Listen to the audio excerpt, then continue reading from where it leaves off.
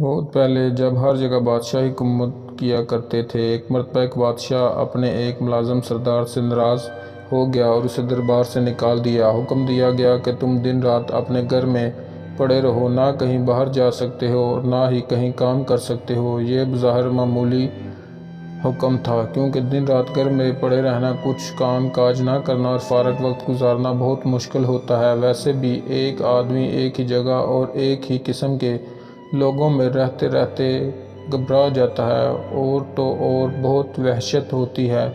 وقت کاٹنا دوپہر ہو جاتا ہے، چنانچہ اس کے ساتھ بھی ایسا ہی ہوا۔ وہ سارا دن پڑا رہتا اور کوئی کام نہیں کر سکتا تھا۔ سردار بہت پریشان تھا، کیونکہ اس کے بچوں کا پیٹ بھرنے کا سوال تھا۔ جب وہ گھر سے باہر قدم نہیں نکالے گا تو بیوی بچوں کو کھلائے گا کیسے؟ اتفاق سے کچھ دنوں کے بعد بادشاہ وزیر اور شہزادے بلائے گئے۔ سردار کو ایک ترکیب سوجھی تو اس کی آنکھیں چمک اٹھی۔ اس نے اپنی بیوی کو پڑوس میں ایک قیمتی جوڑا لانے کے لیے بھیجا۔ وہ پڑوسی سے قیمتی جوڑا لے آئی۔ سردار نے مانگ کا قیمتی جوڑا جلدی سے زیب تن کیا اور گھر سے نکل پڑا اور شان سے چلتا ہوا شاہی دربار میں جا پہنچا۔ درباری سمجھے کہ کوئی معزز مہمان ہے، اسے لے جا کر بڑے ادب سے دوسرے بڑے لوگوں کے ساتھ کرسی پر بٹھا دیا۔ سردار گردن کڑا کر کرسی پر بیٹھ گیا۔ دربار شروع ہوا۔ جشن کی تمام رسمیں ادا کی گئیں اور اس کے بعد دسترخوان پر اعلیٰ قسم کے کھانے رکھے گئے۔ سردار نے بھی ہاتھ بڑھا کر خوب ڈٹ کر کھانا کھایا اور پھر نظر بچا کر بڑی چالاکی سے سونے کی ایک رکابی اپنے لے میں چھپا لی۔ دربار ختم ہوتا تو 9-11 ہو گیا۔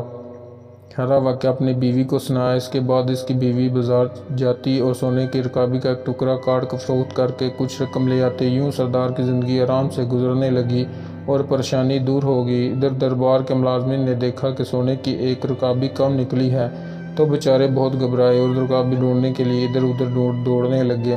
بادشاہ نے ان کی حالت دیکھ کر کہا کہ تم سب کیوں پریشان ہو؟ مجھے معلوم ہے کہ سونے کی رکابی غائب ہو گئی اور اب وہ تمہیں نہیں ملے گی۔ مجھے یہ بھی معلوم ہے کہ وہ رکابی کسی نے چرائی ہے۔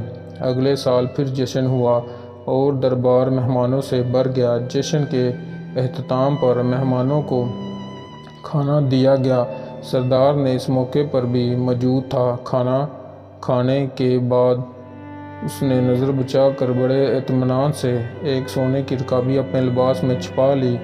ختم ہوئی تو مہمان جانے لگے تو سردار بھی محل کے دروازے سے باہر نکلنے لگا کہ اچانک بادشاہ سامنے آ گیا۔ بادشاہ کو دیکھ کر وہ بہت سٹا گیا اور گھبرا کر ادھر ادھر دیکھنے لگا۔ بادشاہ نے ہاتھ بڑھا کر اس کے ہاتھ پکڑا اور کہا کہ پچھلے سال کی رکابی ختم ہو گئی، جو پھر ایک اور رکابی لے جانا چاہتے ہو؟ یہ سنتے ہی سردار کے ہوش اڑ گئے اور خوف کے مارے کانپنے لگا۔ آخرکار بادشاہ کے قدموں پر گر پڑا اور کہنے لگا، حضور کے حکم کی تعمیل میں مجھے میرے گھر میں بند کر دیا گیا تھا۔ کئی مہینوں تک پریشان اور تنگ دست رہا، آخر مجبور ہو کر یہ نازیبا حرکت کی۔ حضور مجھے معاف کر دیں۔